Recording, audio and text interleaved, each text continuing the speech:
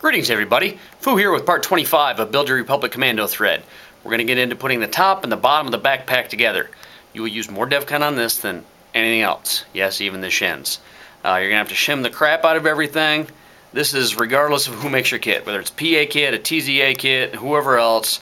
Anytime you're clamshell in the pack, because there's so many angles, you're going to have a lot of shims and a lot of glue and finish work to get it looking right. So let's go ahead and get into it. Make sure you have plenty of DevCon on hand. I've got probably half a tube ready and then an additional tube in case that one runs out.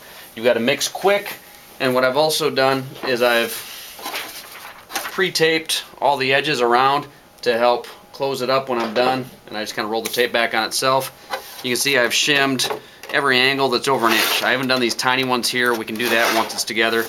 But shim everything, see where parts are going to rub, tiny shims on the top. I mean, just a little bit of lip for the glue to catch on, and a little lip across the bottom, and you're going to have to angle it a little bit. A lot of shim work, and you'll see where that goes as you put your two halves together. Once you're good, you're ready, you got your top all set, it's time to start with DevCon. So I'm just going to squeeze all of this out, and we will start mixing it up. And in case I hadn't mentioned it, make sure you use this in a well-ventilated area. And I want to make sure that both colors become one homologous mix. That's my college word for the day, which I think I said wrong. Must be the fumes getting to me. Alright. Remember, you've only got about 4 or 5 minutes of work time with this once it's mixed, so I'm going to go ahead and get into it. And I'm just going to start getting it on my shims. And I'm not worrying about getting it on the outside, because that's actually, we want that to squeeze up through, and it'll give it something to grip onto later. So I'm just gooping it everywhere.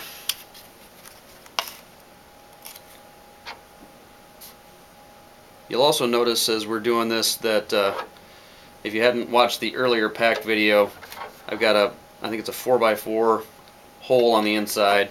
This will help you get into stuff later so that you can get your electronics in. If you're doing scorch or fixer tubes, scorch tubes or fixer compods, you'll need to be able to attach those from the inside. So that cutout in the middle really helps. And again, you're just gooping this on here, trying to get too much on the bottom edge, but you want enough on the top edge that it's going to squeeze through on its own.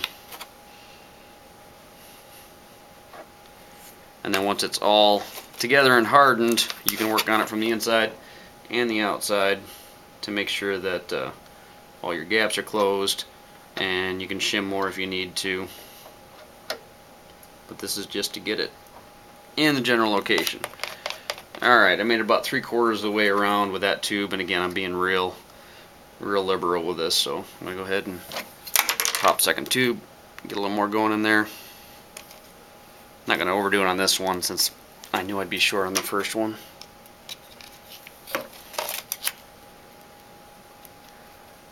I talked to somebody the other day. They said that they had ordered some DevCon online, and when they got it, it was all hardened. I know that sucks, and through an online company you probably won't have a very good return policy, but I have emailed the folks at DevCon, and they said that if you buy it at retail and you've got a receipt for it, they will do a one-for-one exchange, and they seem to have really good customer service. I don't work for DevCon, but I'm a supporter. It's great stuff.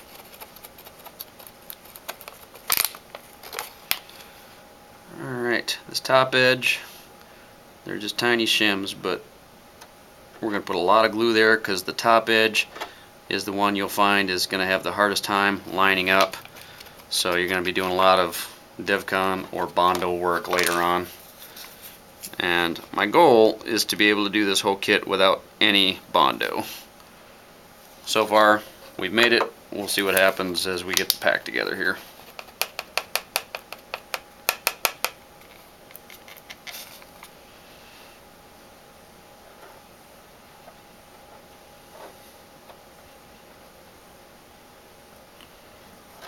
Remember, more is better. This stuff sands off pretty well. I use a combination of sandpapers. I use I think it's an 80 grit to get the initial roughness down, and then I switch to a 120 to smooth out because the 80 is going to leave some pits and gouges, and then I switch to a 220 to get it to where it needs to be for finish work. Really, you don't need to go higher than a 220 on your sandpaper because you're going to beat this up anyway. Nobody wants to be the flawless looking RC. You want it to have battle damage anyway. So don't get wrapped around the axle about 400 grit and 1000 grit sandpapers, because really that's for how it feels, not so much how it looks. Alright, I think I am just about there. 2 more little sections here and we will be good to pop the top.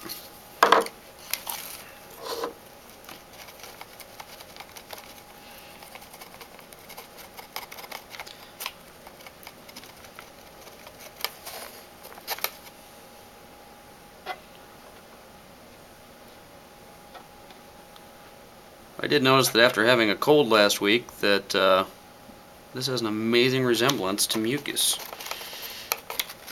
Although mucus doesn't seem to hold as well. Not that I've tried, I'm just saying. Alright. All shims have glue on them. And we are ready to set the top on and try to line it all up.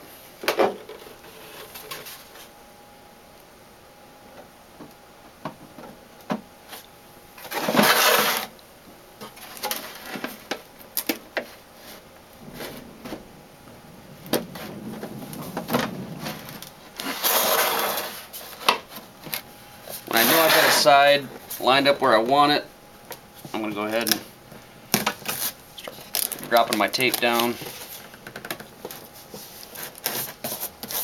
Just put it over the whole seam.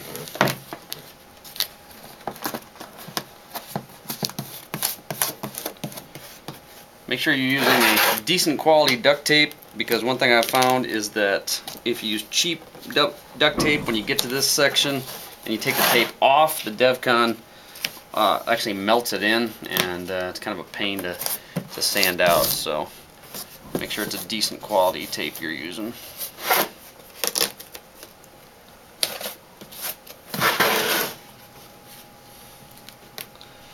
Alright, looking pretty good. Seams are lining up pretty good.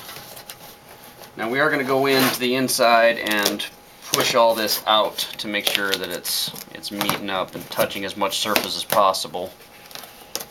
But I think that's a pretty good first closure. And we'll do a strip across the back here. Now this is not cosmetically important down here, because remember, if you're using a TZA kit, you're putting on those bottom pods anyway. But just for consistency and continuity, I'll go ahead and tape that up. Flip it on its front, and then I'm going to go ahead and push out all my edges. Make sure I've got a good seat between the glue and the shims, the top and the bottom, or front and back, depending on how you're looking at it. And yes, you will get glue on your hands when you're doing this. I find that rubbing alcohol will take off DevCon with a little bit of elbow grease, and just your basic paint thinner will also break it down. But try to wipe off as much as you can, or rub off as much as you can while it's still wet, and that'll get the bulk of it off. Alright, once you've got that, it's time to let it harden. Make sure you give this the full 24 hours before you come back and do anything with it. When you get done, there are going to be gaps and there's going to be edges, and you're going to be like, oh, it looks like crap. Don't worry about it. You're going to be filling those in and sanding it. And some guys go as far as doing fiberglass on the inside. I think it adds a lot of weight, and I've never seen a structural necessity for it, because you're not jumping around fighting with this thing on. It's a costume piece. So That is part 25 on the backpack. Hopefully that'll help get a lot of the questions answered that I've been getting online. In part 26, we will look at the tubes, assuming I've got all the parts for that, but we'll look at putting on the Scorch tubes or the Darman tubes. And if you have any questions at all, feel free to post them on the site there, and I will try to get to them as best as I can. Thanks a lot. I'm Foo.